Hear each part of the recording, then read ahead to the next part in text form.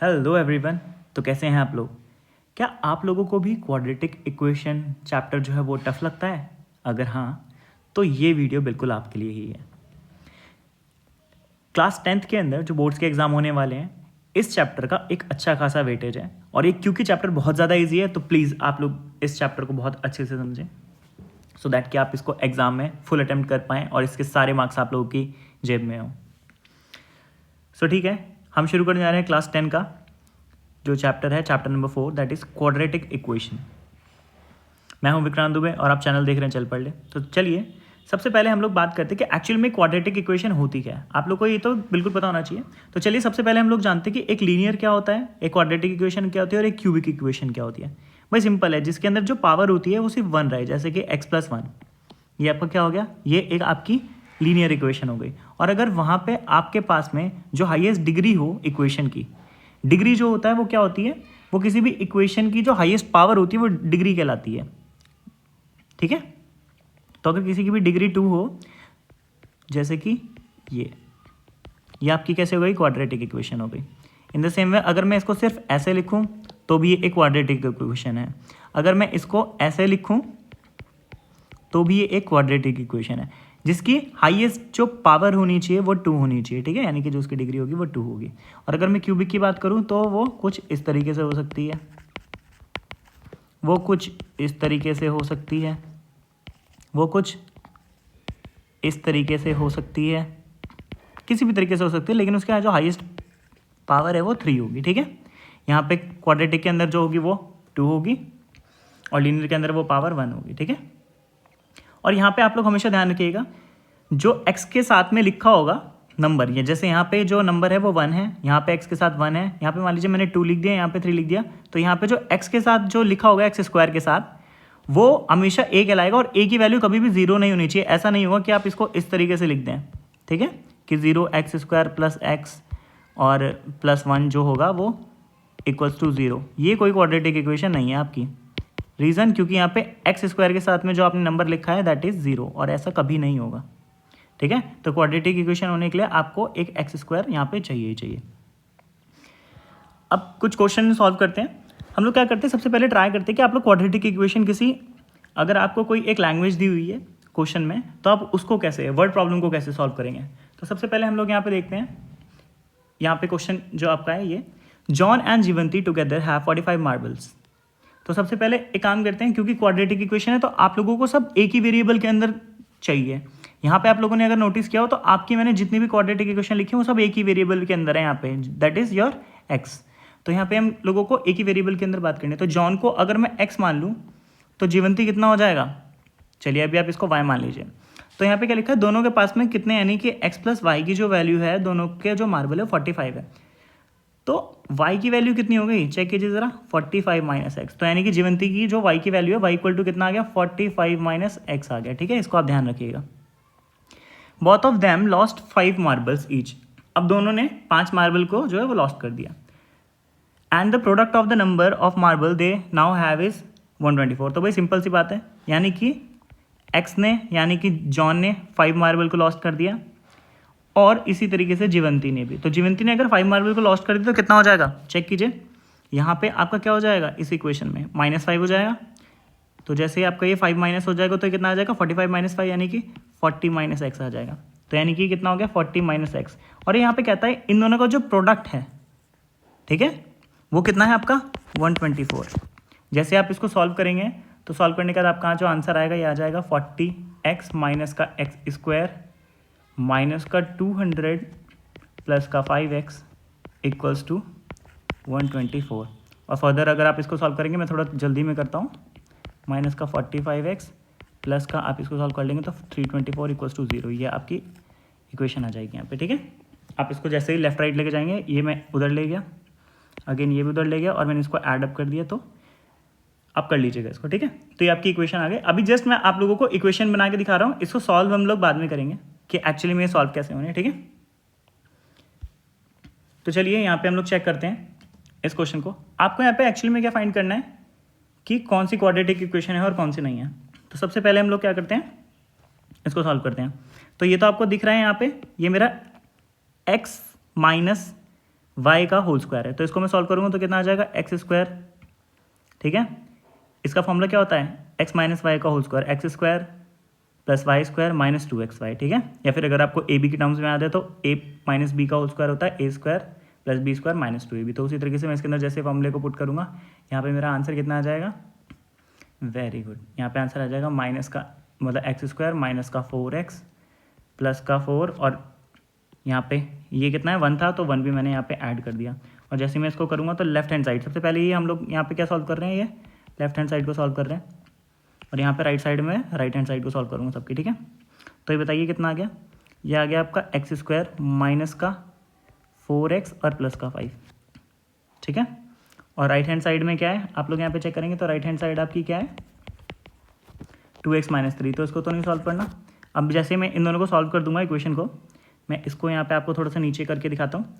यह आ जाएगा X square minus का 4x प्लस का 5 और इक्वल्स टू में 2x माइनस 3। जैसे ही आप इसको सॉल्व करेंगे तो आपका आंसर आ जाएगा X square minus 6x plus 8 equals to 0। तो क्या इसके अंदर आप लोग देख पा रहे हैं, बताइए क्या आप लोग इसके अंदर देख पा रहे हैं कि एक्स स्क्वायर है यहाँ पे, क्या ये आपका A X square plus B X जो आपका था प्लस सी इक्वल्स टू 0, क्या ये उसको सेटिस्फाई कर रहा है, बिल्कुल हाँ कर रहा है। तो यानी कि एक क्वाड्रेटिक इक्वेशन है, तो पहले वाली है, ठीक है। आई होप आप लोग को ये समझ में आया होगा। इसी के साथ हम दूसरा पार्ट ट्राई करते हैं जल्दी से।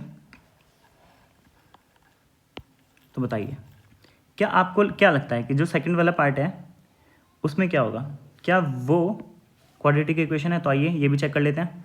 अगर मैं लेफ्ट हैंड साइड को यहाँ पे सॉल्व करूँ तो लेफ्ट हैंड साइड सॉल्व करने के बाद क्या आंसर आएगा, एक्स स्क्वायर, ठीक है, प्लस कितना आ जाएगा आपका प्लस का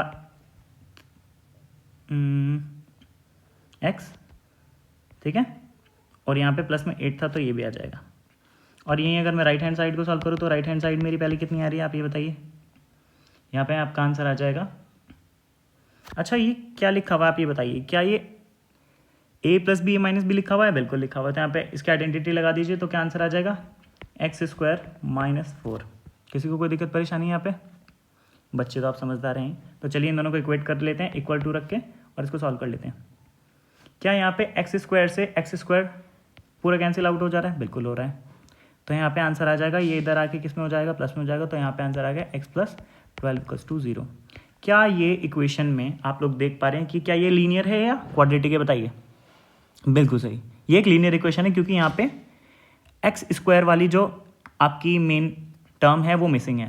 why this is not a quadratic equation, this is a linear equation. तो ये हमारी नहीं है, फर्स्ट वाली थी। वेरी गुड, आप लोग बहुत ही ज़्यादा अच्छे तरीके से इन सवालों को सॉल्व कर पा रहे हैं, आपको अंडरस्टैंडिंग बिल्कुल सही आ रही है। चलिए थर्ड वाला पार्ट एक बार और चेक कर लेते हैं। थर्ड वाले पार्ट के अंदर भी हम लोग लेफ्ट हैंड साइड लिखते हैं और राइट हैंड साइड को पहले लिखते हैं, फिर इन दोनों को इक्वेट कर लेंगे। बताइए यहाँ पे आंसर कितना आ गया, ये आ गया आपका 2x square plus 3x equals to में क्या आ गया एक्स स्क्वायर प्लस 1। इसको सॉल्व करूँगा, ये इधर आएगा तो ये एक्स स्क्वायर बन जाएगा प्लस का 3x माइनस 1 इक्वल्स टू 0, ठीक है जी। क्या ये क्वाड्रेटिक इक्वेशन है, बिल्कुल है, क्योंकि ये A X square plus B X plus C equals to 0 को सेटिस्फाई कर रही है और उसी के फॉर्म में बिल्कुल लिखी हुई आ रही है। और यहाँ पे आप लोग देख पा रहे होंगे एक्स स्क्वायर वाली टर्म जो है मेरी वो भी प्रेजेंट है, that's why this is also quadratic equation. Last वाले को भी एक बार कर लेते हैं। अच्छा यहाँ पे आपको पावर 3 दिख रही है तो पहले ही मत चिल्ला देना, ऐसा भी हो सकता है कि आप लोगों ने गलत देख लिया हो, ठीक है। अभी आपको समझ में आएगा कि ये है या नहीं है, पहले इसको खुद से सॉल्व कीजिएगा, ठीक है। ए प्लस बी का होल क्यूब का फॉर्मूला आप लोगों को याद है, होना चाहिए अगर नहीं है तो, ठीक है। इसका फॉर्मूला होता है A cube plus B cube plus, ठीक है, 3ab और a प्लस बी। और किसी को अगर ये वाला नहीं, मतलब यहाँ पे मैं आपको ये फॉर्मूला लिख देता हूँ, ठीक है। अगर आपको ये वाला याद नहीं है तो आपको सेकंड वाला फॉर्मूला जो है वो बिल्कुल रिमेंबर होना चाहिए, plus 3a square B plus 3ab square, ठीक है। इन दोनों में से आपको जो भी याद हो वो बेटर है। तो चलिए इसको जल्दी से सॉल्व करते हैं। लेफ्ट हैंड साइड में जो आएगा वो क्या हो जाएगा बताइए, और फिर राइट हैंड साइड में क्या आएगा वो बताइए। वो तो दिख ही रहा है, राइट हैंड साइड में मेरा एक्स क्यूब माइनस 4 ही होना है। लेफ्ट वाले को जल्दी से सॉल्व करते हैं, बताइए कितना हो जाएगा। बिल्कुल सही, एक्स क्यूब प्लस 8, ठीक है। उसके बाद कितना आ जाएगा, प्लस 6x² प्लस 12x, ठीक है।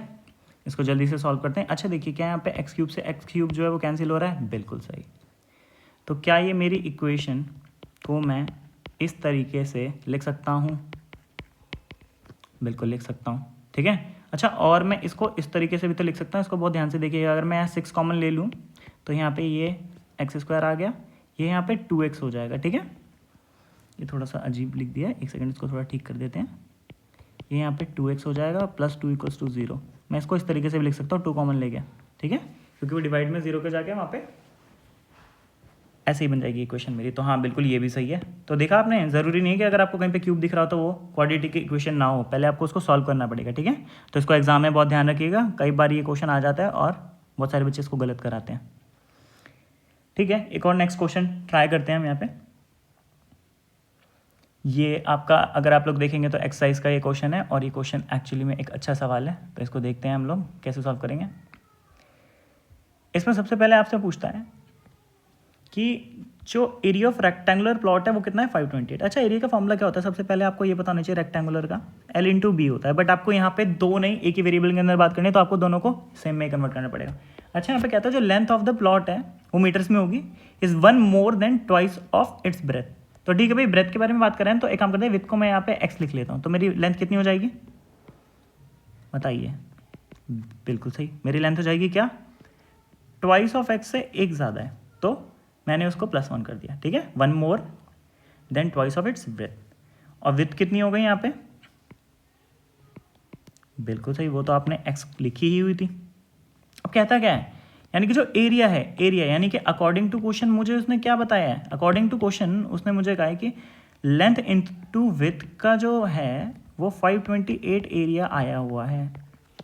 तो लेंथ हो गया मेरे पास में x, विथ की वैल्यू हो गई मेरे पास 2x + 1, और यहाँ पे आ गया ये 528 मीटर स्क्वायर के इक्वल। जैसे मैं इसको सॉल्व करूँगा तो ये आ जाएगा, after solving this equation we get this, and when we solve this then we get -528 here। so basically आपको यहाँ पे भी पहले क्वाड्रेटिक इक्वेशन की टर्म्स में इसको बनाना सीखना था, जो कि हमने यहाँ पे बना लिया है। अभी हम जैसे आगे जाएंगे तब इनको सॉल्व करना सीखेंगे कि एक्चुअली में सॉल्व कैसे होते हैं, वो हमारा सेकंड पार्ट है, ठीक है जी, वेरी गुड। नेक्स्ट क्वेश्चन यहाँ पे देखते हैं, इसको भी आप लोगों को पहले क्वाड्रेटिक इक्वेशन की फॉर्म में बनाना आना है चाहिए, उसके बाद हम इसको सॉल्व करना देखेंगे। The product of 2 consecutive positive integer is, अच्छा कॉन्जिक्यूटिव इंटीजर्स क्या होता है, कॉन्जिक्यूटिव मतलब लगातार एक के बाद एक। तो अगर कोई इंटीजर, मैं मानता हूँ अगर कोई एक इंटीजर x है तो दूसरा वाला क्या हो जाएगा, उसमें +1 हो जाएगा। अगर उसका भी नेक्स्ट पूछता तो +2 हो जाता, उसका भी अगला पूछता तो +3 हो जाता। बट क्योंकि हमें यहाँ पे सिर्फ 2 के बारे में बात की है तो मैं सिर्फ 2 के बारे में लिखता हूँ, ठीक है। तो अगर एक x है तो नेक्स्ट वाला क्या हो जाएगा, x + 1 हो जाएगा। उन दोनों का जो प्रोडक्ट है, यानी कि x और x + 1 का जो प्रोडक्ट है वो मुझे दिया हुआ है 306। तो ये तो सबसे ज़्यादा इजी सवाल था मेरा, और ये माइनस इधर आके हो जाएगा, ये मेरी इक्वेशन सही बन गई, ठीक है, वेरी गुड, ठीक है। इसी के साथ चलिए एक नेक्स्ट सवाल और देखते हैं। ये एक अच्छा सवाल है, आप लोगों को ये सवाल एग्जाम में बहुत अच्छे से देखना है, ठीक है, आपको ये आना चाहिए, इसके ऊपर आप लोग मोस्ट इंपॉर्टेंट मार्क कर लें। ये आपकी एक्सरसाइज का ही एक क्वेश्चन है। अ ट्रेन ट्रैवल डिस्टेंस, आप लोगों को डिस्टेंस दी हुई है, डिस्टेंस कितनी है आपकी 480 kilometre at a uniform speed. If the speed had been, भाई स्पीड जो है वो लेस हो गई 8 km/h से, then it would have taken 3 hours less, यानी कि जो टाइम होगा आपका वो 3 कम हो जाएगा, ज़्यादा हो जाएगा, it would have taken 3 hours मोर। तो यानी कि टाइम 3 घंटे बढ़ जाएगा, कब, जब स्पीड जो होगी वो कितनी हो जाएगी, कम हो जाएगी। अच्छा, स्पीड कुछ ऐसे है, इसमें 8 km/h से ये डिक्रीज हुई, तो भाई टाइम तो ज़्यादा ही लगना। सोच के देखिए, अगर आपको एक डिस्टेंस पे जाना है, डिस्टेंस अगर आपका, इसके लिए अगर आप लोगों को इसका कॉन्सेप्ट अगर अच्छे से देखना हो तो मैंने लास्ट में एक वीडियो डाली है डिस्टेंस, टाइम और स्पीड की, उसको देखिएगा। अभी आप यहाँ पे समझिए, स्पीड जो होती है वो डिस्टेंस अपॉन टाइम होती है। अगर मैंने डिस्टेंस को कांस्टेंट रख दिया तो अगर मेरी स्पीड जो है वो डिक्रीज हो रही है तो ऑब्वियसली जो मेरा टाइम होगा वो इंक्रीज हो जाएगा, क्योंकि ये इन्वर्सली प्रोपोर्शनल है। ठीक है, तो आप यहाँ पे देखिए, इसी फॉर्मूले के अंदर मैं जो है सारा काम करूँगा। डिस्टेंस इक्वल टू क्या हो जाएगा, फॉर्मूले से आप लोग डिराइव कर पा रहे हैं कि जो डिस्टेंस होगा वो किसके इक्वल्स टू हो जाएगा, स्पीड इनटू टाइम के। तो स्पीड की वैल्यू कितनी है, स्पीड है आपकी s-8, और उसके साथ जैसे ही मैं टाइम की मल्टीप्लाई करता हूँ यानी कि t+3, तो आंसर मेरा आ जाना चाहिए 480। इसमें आपको कोई दिक्कत परेशानी? तो चलिए इसको आगे से सॉल्व करते हैं। एक्चुअली में मुझे ना एक इक्वेशन और दी थी, ये मेरी सेकंड इक्वेशन का पार्ट है। ठीक है जी, ये जो है ये मेरी सेकंड इक्वेशन का पार्ट है, ये इक्वेशन 2 है, बट इक्वेशन 1 भी मेरे पास ऑलरेडी गिवन थी, जो कि ये थी, जो मैंने आपको डायरेक्ट लिख के दी हुई थी यहाँ पे। क्या मैं टाइम को स्पीड की टर्म्स में लिख सकता हूँ? बिल्कुल लिख सकता हूँ, क्योंकि डिस्टेंस मेरी कितनी थी यहाँ पे, 480 थी। तो क्या मैं इसको यहाँ पे एस की टर्म्स में लिख सकता हूँ? बिल्कुल लिख सकता हूँ। तो क्या मैं इस यहाँ पे टी को रिप्लेस कर लूँ? बिल्कुल कर लूँगा। तो चलिए मैं इसको आप रिप्लेस करते हैं, बट इससे पहले एक बार हम यहाँ पे इसको सॉल्व कर लेते हैं। -80 माइनस का 24 इक्वल्स टू में 480। एस इंटू टी यहाँ पे चेक कीजिए, एस इंटू टी की वैल्यू कितनी थी मेरी, यहाँ से इक्वेशन से देखिए आप लोग, डिस्टेंस आया था ना, तो यानी कि एस इंटू टी की जो मेरी वैल्यू थी वो कितनी थी, याद कीजिए 480 थी। तो एस इंटू टी की जगह पर मैं क्या लिख सकता हूँ, अगेन 480 लिख सकता हूँ। ठीक है जी, प्लस का 3s माइनस 8, यहाँ पे हो जाएगा 480 डिवाइडेड बाय एस आ जाएगा, माइनस का 24 इक्वल्स टू में 480। इसको अगर आप फिर से सॉल्व करेंगे तो फर्दर यहाँ पे देखिए 480 से 480 कैंसिल हो गया, तो 3s इक्वल्स टू कितना आ जाएगा, माइनस का इसकी जैसे ही आप मल्टीप्लाई करेंगे तो देखिए 8 और ये आ जाएगा आपका 3840 divided by s minus 24 equals to 0। Further आप इसको सॉल्व करेंगे तो ये आपका आ जाएगा, आई गेस मुझसे कहीं कोई गलती हुई है क्या,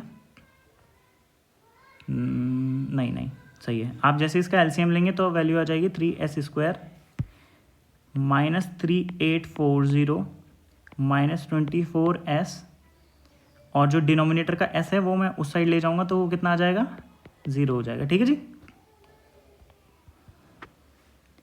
नेक्स्ट बताइए अब क्या करना है।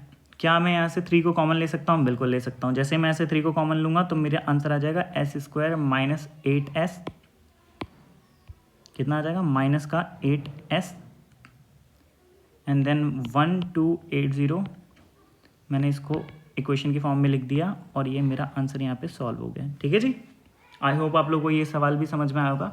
ये क्वेश्चन बहुत ज़्यादा इंपॉर्टेंट था, आप लोगों को ये क्वाड्रेटिक इक्वेशन बनानी भी आनी चाहिए, आगे आप इसको सॉल्व तो कर ही लेंगे।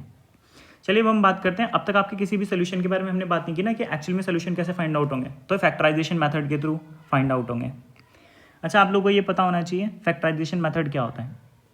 जैसे मान लीजिए ये कुछ ax² plus bx plus equals to 0 लिखा हुआ है, आपको इसको इस टर्म में बनाना है जहाँ पे आपका x प्लस ए हो कुछ और ये x प्लस बी आए कुछ, मतलब समथिंग लाइक दैट। ये आपका कुछ इस तरीके से कन्वर्ट होना चाहिए नेक्स्ट उसमें। ठीक है, not exactly this but type of this. ठीक है, तो चलिए इसके क्वेश्चंस देखते हैं कैसे होते हैं। Find the root of the equation. ठीक है, यहाँ पे इसको ठीक कर लीजिएगा, या आपका यहाँ पे 2x² minus 5x plus 3 equals to 0 लिखा हुआ है। ठीक है जी, इसको आप लोग थोड़ा सा करेक्ट कर लीजिएगा। तो बताइए इसको कैसे सॉल्व करेंगे। क्या आप लोगों को ये याद है मिडिल टर्म स्प्लिटिंग क्या होती थी? अगर वो याद है सिर्फ तभी आप लोग इसका फैक्टराइजेशन निकाल पाएंगे। जिन लोगों को याद नहीं है उनके लिए मैं याद दिला देता हूँ। अगर मैं इसको जनरल टर्म में लिखूँ तो ax² plus bx plus c equals to 0 होता है। तो जो ac की मल्टीप्लाई है, ठीक है, और वो b के समथिंग कुछ आनी चाहिए, तो वो कैसे सॉल्व होगा वो ध्यान से सुनिएगा। यहाँ पे 3 2s, ठीक है, कैसे 2 एंड दिस 3, यहाँ पे क्या होनी चाहिए इनकी मल्टीप्लिकेशन, तो यानी कि 6। अब ये जो आपका 5 है ना, 5, इसको ध्यान से देखिएगा। कुछ ऐसा नंबर बताइए आप जिसमें आपकी जो मल्टीप्लिकेशन है, यानी कि कोई 2 नंबर ऐसे जिनकी जो मल्टीप्लिकेशन है वो 6 आए और उन्हीं को प्लस या माइनस करने पे आपका आंसर 5 आए। अच्छा, ऐसे 2 हो सकते हैं। ठीक है, 3 2s भी 6 होता है और 3 प्लस मतलब 3 2s 6 भी होता है और 3 प्लस 2 5 भी होता है। बट अगर एक और तो होता है 6 1 6 भी होता है और 6 - 1 भी 5 होता है। अगर आप लोग ध्यान करें तो ठीक है, आप दोनों लगा के देख लीजिए। कई बार बच्चों को इसमें प्रॉब्लम होती है कि हम कौन सा लगाएं, तो आप दोनों को एक बार यहाँ पे ट्राई करके देखिए, आपको आंसर सही मिल जाएगा। ठीक है, हालांकि मुझे पता है कैसे होना है, बट आप लोग हिट एंड ट्रायल से एक बार ही ट्राई करेंगे। तो यहाँ पे 2x², पहले एक बार -3 वाला लगा के देखूँ या बताइए? पहले एक बार एक काम करते हैं, -6x + x लगा के देखते हैं। ठीक है, क्या आप ये बताइए इससे सॉल्व हो पा रहा है? बिल्कुल नहीं हो पाया, क्योंकि आपको इनर टर्म्स जो होनी चाहिए वो सेम आनी चाहिए। यहाँ पे देखिए, यहाँ पे साइन की मिस्टेक होने वाली है। ठीक है, इसलिए आपको पहले गलत वाला सिखा रहा हूँ। यहाँ पे अगर आप देखेंगे तो यहाँ पे आंसर आ जाएगा 3x। जैसे आप इसको कॉमन लेंगे तो यहाँ पे माइनस का साइन कैसे लेके आएंगे? क्योंकि ये वाला ब्रैकेट और ये जो यहाँ पे सेकंड ब्रैकेट आएगा वो तो सेम होना चाहिए ना, बट ये तो बन ही नहीं रहा। इसका मतलब मैंने कुछ मिस्टेक कर दी है। ठीक है, आप लोग को ये ध्यान रखना है कि ये जो मेरे ये ब्रैकेट के अंदर जो टर्म्स आएंगी वो मेरी सेम होनी चाहिए, और अगर ऐसा नहीं हो रहा है तो मुझसे मिस्टेक हो गई है। ठीक है, तो ये मिस्टेक थी जो मुझे आपको समझानी थी। तो अब एक काम कीजिए, इसको करेक्ट करते हैं। मुझे यहाँ पे इसकी जगह पे 3 और 2 लेके देखता हूँ। तो जैसे मैं यहाँ पे इसको रखूँगा -3x - 2x + 3 = 0। आप लोग यहाँ पे देखेंगे, अगर नोटिस करेंगे तो ये कैसे इसको कैसे सॉल्व करेंगे? यहाँ पे आप किसको कॉमन ले सकते हैं? यहाँ पे आप x को कॉमन ले सकते हैं, तो यहाँ पे आ जाएगा 2x - 3। इन द सेम में अगर आप यहाँ पे -1 को कॉमन लेते हैं तो अगेन यहाँ पे आपका आ जाएगा 2x + यहाँ पे आ जाएगा आपका 2x - 3, क्योंकि माइनस तो आपने कॉमन ले लिया था ना। तो आप चेक कीजिए क्या आपके ये जो ब्रैकेट्स हैं ये सेम बने हैं? बिल्कुल बने हैं। तो आप एक काम कीजिए, इसको एक ब्रैकेट में लिख दीजिए और सेकंड वाले को एक ब्रैकेट में लिख दीजिए। ये आपका मिडिल टर्म जो होती है वो स्प्लिटिंग मेथड है, और इसी तरीके से आप लोग इसको निकालना सीख गए हैं। बट x की वैल्यू क्या हो गई? रूट्स क्या हैं? रूट्स का मतलब है आपको x की वैल्यू निकालनी है ना, तो रूट्स कैसे निकलेंगे? आप एक काम कीजिए, इसको 2 पार्ट्स में डिवाइड कर दीजिए। एक बार 2x - 3 = 0 हो जाएगा और एक बार x - 1 = 0 हो जाएगा। तो यहाँ से चेक कीजिए इसको सॉल्व करके, x की वैल्यू 1 एक बार 1 आ जाएगी, और यहाँ पे अगर आप देखें तो 2x = 3 हो गया और x की वैल्यू 3/2 आ गई। तो ये आपके 2 सोल्यूशन हो गए। क्वाड्रेटिक इक्वेशन का एक्चुअली में मतलब क्या है कि आपके 2 आंसर आएंगे। अगर क्यूबिक इक्वेशन होती है तो उसके 3 आंसर होते हैं, लीनियर इक्वेशन होता है तो उसका 1 आंसर होगा। ठीक है, कई बार आप लोग ये भी सवाल सोचते होंगे कि x - 1 जो है = 0 है, तो x² की वैल्यू 1 है। तो आप लोगों को लगता होगा कि सर ये बताइए x की वैल्यू तो 1 हो गई, अरे भाई इसकी वैल्यू 1 नहीं है। सोच के देखिए 1 किसका स्क्वायर होता है? 1 + 1 का भी स्क्वायर होता है और -1 का भी होता है। तो आप ये गलती कभी मत कीजिएगा। ठीक है, इसको हमेशा ध्यान में रखिएगा। कई बार बच्चे क्या करते हैं, x की वैल्यू सिर्फ = में 1 लिख के आ जाते हैं। आप लोग ये ना भूलें कि 1 जो होता है वो -1 का स्क्वायर भी होता है। ठीक है, तो इन द सेम वे अगर आपका x² - 4 = 0 लिखा हुआ है तो आप लोग इसको ध्यान रखेंगे कि x² = 4 हो गया, और x की जो वैल्यू आएगी वो +-2 आएगी। ठीक है जी, तो ऐसी मिस्टेक आप लोग एग्जाम में मत कीजिएगा, आप लोगों से रिक्वेस्ट है। अब आप लोगों को 2 क्वेश्चन यहाँ पे और सॉल्व करने हैं, तो चलिए इनको भी जल्दी से, इनका भी ओम श्री गणेश कर देते हैं।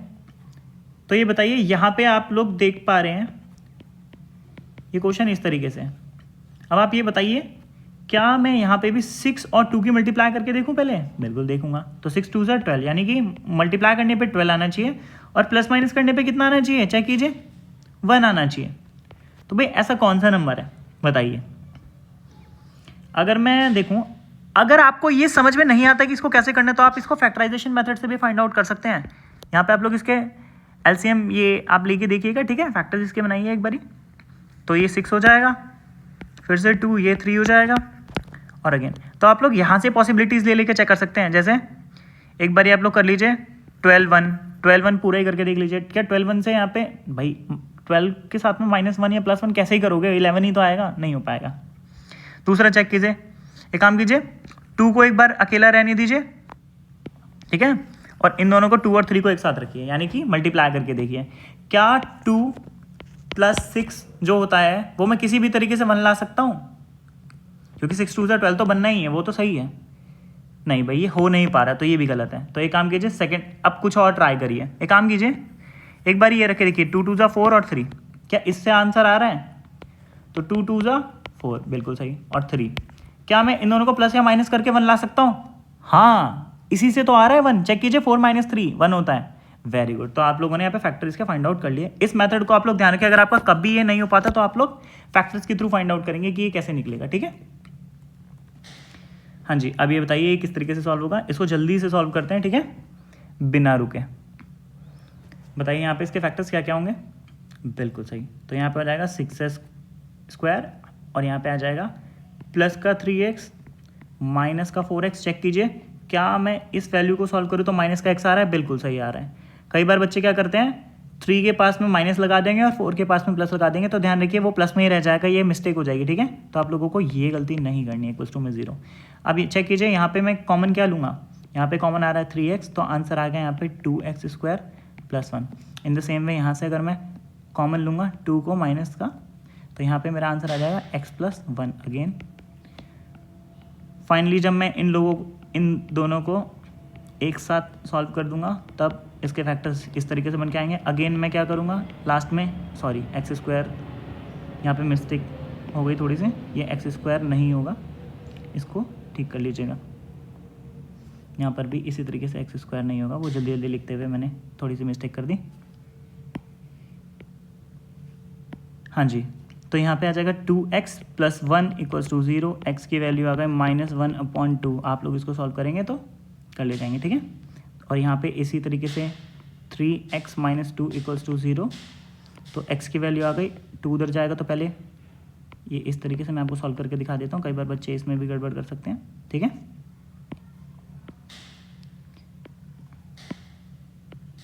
तो x की वैल्यू आ गई 2/, बताइए 2/3। ये मेरी 2 वैल्यूज़ हो गई। सेकंड पार्ट के अंदर थोड़ा सा अच्छा सवाल है, आप लोग इसको इंपॉर्टेंट मार्क कर लीजिए क्योंकि अगर एग्जाम में आ गया तो शायद आप लोगों से इसका इजीली मेथड जो है वो ना आप इसको सॉल्व कर पाएँ इजी मेथड से। एक मेथड और है जो चैप्टर के एंड में भी मैं आपको समझाऊंगा, तो इसको ध्यान से देखिएगा। यहाँ पे किस तरीके से सॉल्व करेंगे, यहाँ पे 3 2 = 6 होना चाहिए, मल्टीप्लिकेशन में आएगा 6, बट यहाँ पे -2√6। आप इसको किस तरीके से कर पाएंगे, इसमें थोड़ी सी प्रॉब्लम हो सकती है, तो एक काम कीजिए आप इसको सिंपल कर लीजिए। भाई अगर मैं √6 + √6 लिखा होता तो आप इसको कैसे सॉल्व करेंगे, इसको 2√6 लिख सकते हैं, तो इसको आप इस तरीके से वापस भी तो ब्रेक डाउन कर सकते हैं। तो इसको एक काम कीजिए, एक बार ब्रेक डाउन करके देख लीजिए क्या आपका काम इससे ही निकल रहा है, सॉल्व करके देखिए। मुझे तो लग रहा है शायद इससे हो जाएगा। एक काम कीजिए x कॉमन ले लीजिए, ठीक है, और √3 को कॉमन ले लीजिए। क्या आपको ये पता है कि √3 और √3 की जो मल्टीप्लिकेशन है वो 3 होती है, तो मैं इसी तरीके से ये भी तो लिख सकता हूँ ना, वाइस एंड वर्सा भी तो अप्लाई होता ही है। तो मैंने √3 कॉमन ले लिया, तो आंसर आ गया √3x, एंड यहाँ पे आ गया √6 को क्या मैं √2 × √3 की मल्टीप्लिकेशन √6 होती है, बिल्कुल होती है। तो यानी कि मैं इसको वाइस एंड वर्सा बैक में भी लिख सकता हूँ। तो जैसे मेरा √3 कॉमन गया, अंदर आ गया √2x। यहाँ पे आप लोगों को कोई दिक्कत परेशानी नहीं होनी चाहिए। √2x आएगा नहीं आएगा, x नहीं आएगा, ठीक है, क्योंकि x तो ऑलरेडी मेरा बाहर जा चुका है। नेक्स्ट बताइए, अगर मैं इसको आगे सॉल्व करूँ तो किस तरीके से आएगा। वेरी गुड, माइनस नहीं, यहाँ पे प्लस का साइन था भाई।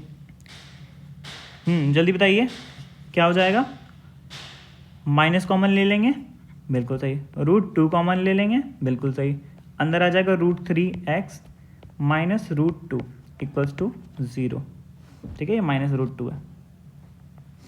अब क्या -√3x - √2 एक ब्रैकेट में लिख सकता हूँ, बिल्कुल लिख सकता हूँ, and in the same way minus यहाँ पे √3x - √2 अगेन एक ब्रैकेट में लिख सकता हूँ, बिल्कुल लिख सकता हूँ, = 0।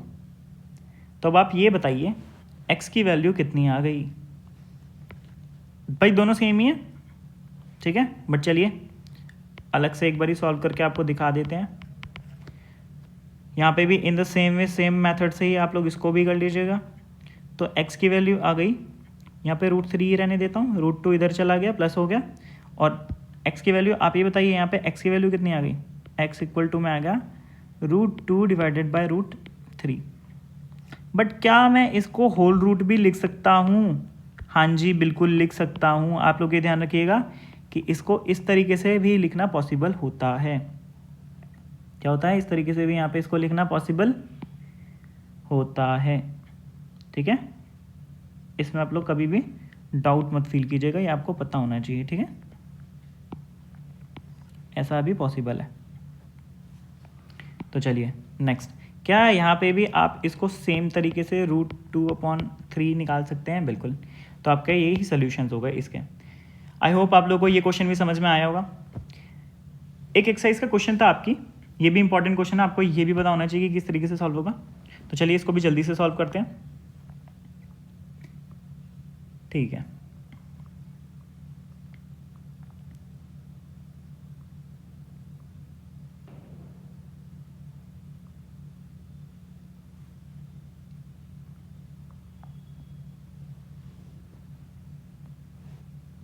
बताइए इसको कैसे सॉल्व कर सकते हैं। भाई आपको ये पता होना चाहिए सबसे पहले तो कि अगर एक राइट एंगल ट्राइंगल है, आपका एल्टीट्यूड की बात की हुई है ना, तो अगर राइट एंगल ट्राइंगल है आपके पास में, तो क्या आप उसके अंदर पाइथागोरस थ्योरम लगा सकते हैं? बिल्कुल लगा सकते हैं। ठीक है, एक बारी मैं काम करता हूँ, इसका जल्दी से एक फिगर बना लेता हूँ। ठीक है, आप लोग ध्यान से देखिएगा इसको, ये आपकी फिगर है। इसने यहाँ पे बोला था altitude of the right angle triangle is 7 degree, यहाँ पे 7 है, मतलब 7 सेंटीमीटर। ठीक है, देन इट्स बेस, भाई ये लेस है, तो अगर उसका बेस x है तो उसका एल्टीट्यूड कितना हो गया? x-7 हो गया। इसमें तो कोई दिक्कत नहीं होगी। उसका हाइपोटेनस आपको 13 ऑलरेडी गिवन है, तो मैंने यहाँ पे 13 लिख लिया। तो क्या आपको ये पता है कि जो अगर मैं इस ट्रायंगल को ABC नाम दूं, तो आपको ये अच्छे से पता होना चाहिए कि पाइथागोरस थ्योरम कहती है जो हाइपोटेनस का स्क्वायर होता है वो बेस का स्क्वायर यानी कि BC का स्क्वायर प्लस में AB का स्क्वायर होगा। इसमें कोई दिक्कत परेशानी नहीं। तो ठीक है भाई, इस काम करते हैं, इसको सॉल्व कर लेते हैं। AC का स्क्वायर कितना हो गया? 13, यानी कि 13 का स्क्वायर हो जाएगा। BC की वैल्यू x हो गया, तो x का स्क्वायर हो जाएगा। In the same way AB की वैल्यू हो गई x-7, क्योंकि भाई 7 कम थी ना, 7 लेस थी, तो ये लिख दिया। कुछ भी नहीं करना है, इसको सॉल्व करना है। तो 169 इक्वल्स टू किसके आ गया? एक्स स्क्वायर प्लस, अगेन यहाँ पे चेक कीजिए, माइनस बी का होल स्क्वायर है। कई बच्चे क्या करते हैं, इसको सॉल्व करके बस इतना लिख देते हैं, एक्स स्क्वायर माइनस 49। ये नहीं होता है, ये गलत है। ठीक है, तो इस ऐसी गलती मत कीजिएगा आप लोग एग्जाम में। मैंने बहुत सारे बच्चों को देखा है, मतलब 11 ईयर्स का एक्सपीरियंस जो है उसमें आपको बता रहा हूँ। ठीक है, जल्दी से बताइए, यहाँ पे क्या हो जाएगा? एक्स स्क्वायर प्लस 49, आइडेंटिटी लगा रहा हूँ। ठीक है, a माइनस बी के होल स्क्वायर की, तो a square plus B square minus 2ab, तो 7 2 14x। ठीक है, जल्दी से इसको और सॉल्व कर लेते हैं। जैसे आप इसको सॉल्व करेंगे, x square plus x square, यहाँ पे 2x स्क्वायर माइनस 14x, और जब आप इसको सॉल्व करेंगे तो आपका आ जाएगा -120 इक्वल्स 2 में 0। ये आपकी इक्वेशन आ गई। ठीक है जी, अब क्योंकि ये आपकी इक्वेशन है तो आपको अदर दो साइड निकालनी है। अगर आपके पास में x की वैल्यू आ गई तो आप उसमें से 7 माइनस कर देंगे, आपका ये भी आंसर आ जाएगा। ठीक है, तो ये बताइए x की वैल्यू कैसे फाइंड आउट करेंगे? क्या आप लोग यहाँ पे x की वैल्यू फाइंड आउट कर सकते हैं? बिल्कुल कर सकते हैं। कैसे? मिडल टर्म स्प्लिटिंग से। अगेन सबसे पहले काम कीजिए, इसको और मैं इस तरीके से लिख सकता हूँ, अगर 2 कॉमन ले लिया तो X square minus 7x minus 60 equals to 0, बिल्कुल लिख सकता हूँ। ठीक है, अब इसका मिडिल टर्म स्प्लिटिंग कीजिए, नीचे वाले से मल्टीप्लाई करने पे आपका आना चाहिए 60। ठीक है, यहाँ पे देखिए राइट साइड में जहाँ पे लेज़र घुमाइए आपके साथ पास, मल्टीप्लाई करने पे 60 आना चाहिए और प्लस माइनस करने पे 7 आना चाहिए। तो बताइए, यहाँ पे एक काम करते हैं, छोटा सा फाइंड आउट कर लेते हैं जल्दी से। बताइए क्या आएगा? 60 है, 2 से किया 30, 2 से किया 15, 3 से किया 5, 5 से किया 1। तो बताइए क्या क्या होना चाहिए? वेरी गुड, आप लोग थोड़ा थोड़ा सही बताते हुए हैं यहाँ पर कि सर एक काम कीजिए, 12 5 करके देखिए। ठीक है, ये 12 है और ये 5 एक बार करके देखिए, आपका आंसर आ जाएगा। बिल्कुल सही। तो एक काम करते हैं, यहीं से करते हैं, माइनस का 7 मतलब 12 आएगा ना, माइनस का 12x प्लस का 5x, इसको आप लोग सॉल्व करेंगे तो अगेन आपके पास में -7 ही आ जाएगा, ठीक है। -60 = 0। जल्दी से इसको सॉल्व करते हैं। x कॉमन लिए तो x -12 आ जाएगा। यहाँ पे अगर 5 कॉमन लूँगा तो x अगेन 12 आ गया। फिर से सॉल्व करता तो x + 5 और दूसरे ब्रैकेट में x -12 = 0, ठीक है। फर्दर अगर मैं इसको दो जगह पे सॉल्व करता हूँ, यहाँ पे करके दिखाता हूँ आपको, तो कितना आ जाएगा। एक बार x की वैल्यू -5 आएगी, चेक कीजिए, और इसी तरीके से एक और जो वैल्यू आएगी वो कितनी आएगी, x की वैल्यू 12 आ जाएगी, ठीक है। भाई एक बात बताइए, क्या x की वैल्यू कभी नेगेटिव हो सकती है? भाई हाइट कैसे नेगेटिव हो जाएगी, लेंथ कैसे नेगेटिव हो जाएगी? क्या आपने कोई ज़िंदगी में ऐसा ट्रायंगल देखा है जिसकी वैल्यू माइनस होती है? बिल्कुल नहीं। तो एक काम कीजिए, आप लोग -5 को नेगलेक्ट करके 12 के साथ जाएंगे, ठीक है। तो अगर x की वैल्यू, अब आप मेन आंसर के ऊपर आइए यहाँ पे, ठीक है। आपने उसको नेगलेक्ट कर दिया, तो अगर x की वैल्यू आपकी कितनी है, 12 है, तो ये बताइए आपका एल्टीट्यूड कितना हो जाएगा? बिल्कुल सही, 12 - 7, यानी कि आपका आंसर आ गया 5। तो ये वैल्यू आपकी 5 हो गई, ठीक है जी। इसी के साथ आपका ये क्वेश्चन भी खत्म हुआ। अब हम लोग बात करने जा रहे हैं नेचर ऑफ रूट्स की। नेचर ऑफ रूट्स इंपॉर्टेंट है।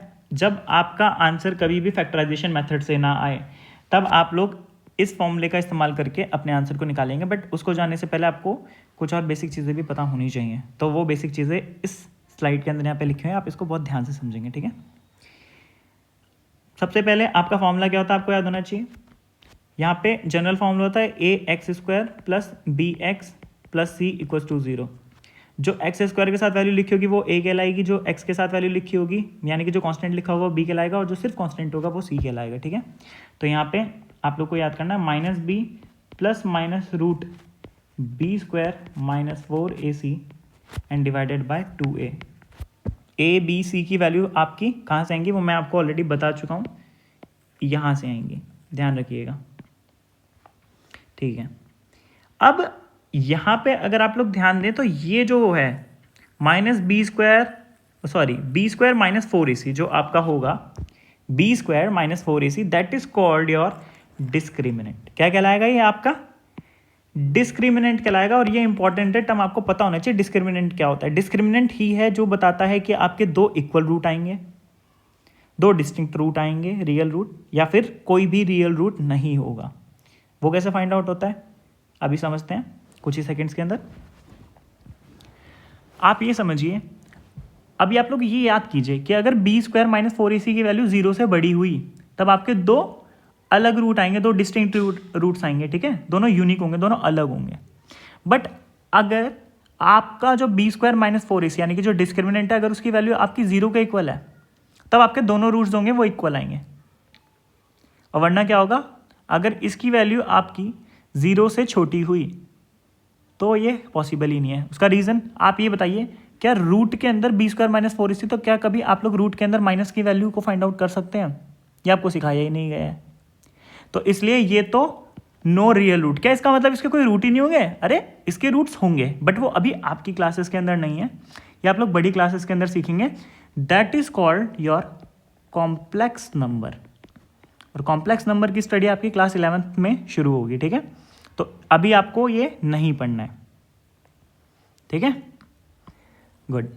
तो अब आपको ये समझ में आ गया। आप लोग अगर ये लिखा हुआ आएगा तो आप ये नहीं लिख आएंगे कॉम्प्लेक्स नंबर होगा, बस आप ये लिख आएंगे कि नो रियल रूट्स, खत्म। अगर आपके पास में, अच्छा ऐसा क्यों हुआ कि यहाँ पे दो इक्वल रूट थे? इक्वल रूट का मतलब रीजन क्या था, आप सोच के देखिए। b² - 4ac की वैल्यू अगर 0 हो गई तो यहाँ पे वैल्यू क्या आएगी, ±0 डिवाइडेड बाय 2a।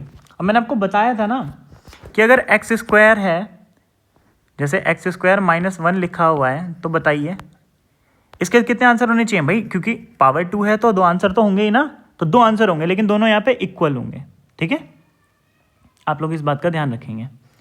और टू डिस्टिंक्ट का मतलब भाई, अगर यहाँ पे वैल्यू हो गई, मान लीजिए 1 ही लिखा हुआ है, ठीक है, तो और b की वैल्यू मान लीजिए कुछ 2 है, तो एक बार -2 + 1 होगा, क्योंकि प्लस माइनस है ना फॉर्मूले के अंदर, और डिवाइडेड बाय समथिंग कुछ मान लीजिए 1 ही था। लेकिन दूसरी बार क्या होगा, -2 -1/1। तो देखिए इनके आंसर दो अलग अलग आएंगे, ठीक है। अभी कुछ क्वेश्चंस करेंगे तब आपको और अच्छे से ये समझ में आ जाएगा कि किस तरीके से ये वैल्यू सॉल्व हो रही है। बट आप इतना तो समझ गए होंगे, अगर आपका b² - 4ac की वैल्यू 0 से बड़ी होगी तो दो डिस्टिंक्ट रियल रूट्स आएंगे, अगर इक्वल होगी तो दो इक्वल रियल रूट्स आएंगे, टू इक्वल रियल रूट्स, और अगर ऐसा होगा कि वो वैल्यू 0 से छोटी होगी तब कोई भी रियल रूट नहीं होगा, that is called your complex number, ठीक है जी। अभी हम इस वाले फॉर्मूले से यहाँ पे कुछ वैल्यूज को सॉल्व भी करके देखेंगे। Find the discriminant of the quadratic equation, आपको यहाँ पे इसका डिस्क्रिमिनेंट फाइंड आउट करना है, ठीक है। यहाँ पे 0 लिख लेता हूँ। तो एक काम कीजिए, इसका डिस्क्रिमिनेंट फाइंड आउट करने के लिए क्या हो जाएगा, b² - 4ac की वैल्यू फाइंड आउट करनी है। ये a हो गया, ये b हो गया, ये c हो गया, तो b² की वैल्यू आ गई 4। यहाँ पे b की वैल्यू कितनी है ये बताइए पहले भाई, +4 नहीं, यहाँ पे -4 है b की वैल्यू, ठीक है। तो b² की वैल्यू हो गई -4², -4, a की वैल्यू हो गई 2 एंड c की वैल्यू हो गई 3। तो जल्दी से चेक कीजिए, 16 - 12 2 = 24, ठीक है। तो बताइए कितना आंसर आ गया, यहाँ पे -8 आ गया। इफ द वैल्यू इज -8, तो बताइए इसका क्या मतलब हुआ है।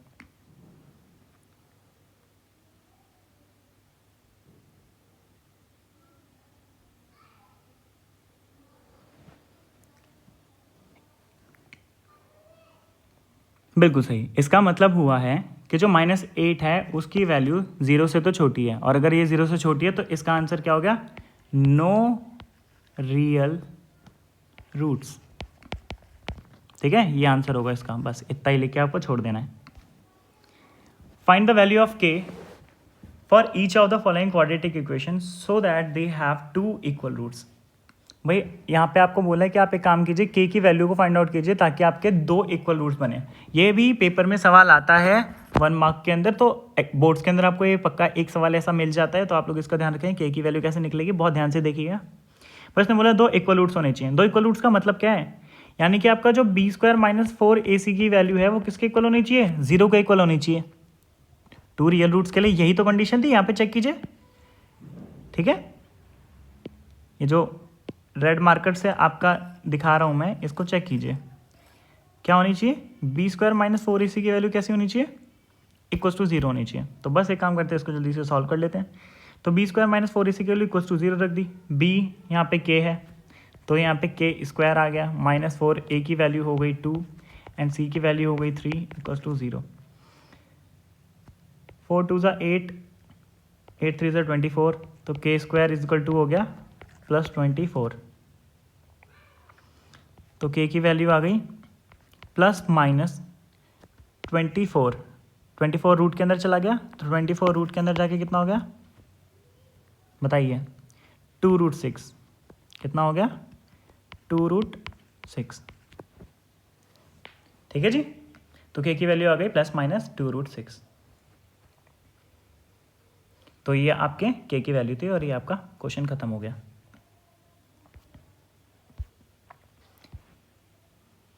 ये क्वेश्चन यहाँ पे रिपीट हो गया है। चलिए, आप लोग को आई होप ये समझ में आ गया। अच्छा, मैंने आपको बताया था कि अगर आपसे वैल्यू नॉर्मली ना निकले तब आप लोग किस तरीके से दूसरी वैल्यू को फाइंड आउट कर सकते हैं। अच्छा, इन क्वेश्चंस के अंदर आप लोग क्या अब यहाँ पे ये फाइंड आउट कर पाएंगे, बिल्कुल कर ले जाएंगे। आप लोग ध्यान रखिए, आपको मिडिल टर्म स्प्लिटिंग ट्राई करनी है या फिर दूसरा फॉर्मूला, ठीक है। और इसी के साथ आपकी क्वेश्चंस जो होते हैं, आपकी ये चैप्टर यहाँ पे ख़त्म होती है। आई होप आप लोगों को ये वीडियो समझ में आई होगी, और अगर आपकी कोई भी क्वेरी है तो आप लोग प्लीज़ कमेंट सेक्शन में ज़रूर बताएं। मैं हूं विक्रांत दुबे, ये चैनल है चल पढ़ ले। अगर आपको ये वीडियो पसंद आई है तो प्लीज़ इस वीडियो को लाइक करें, चैनल को सब्सक्राइब करें और वीडियो को शेयर भी करें अपने उन दोस्तों के साथ जिनको इस चैप्टर की एक्चुअली में बहुत ज़्यादा ज़रूरत है। थैंक यू सो मच ये वीडियो देखने के लिए।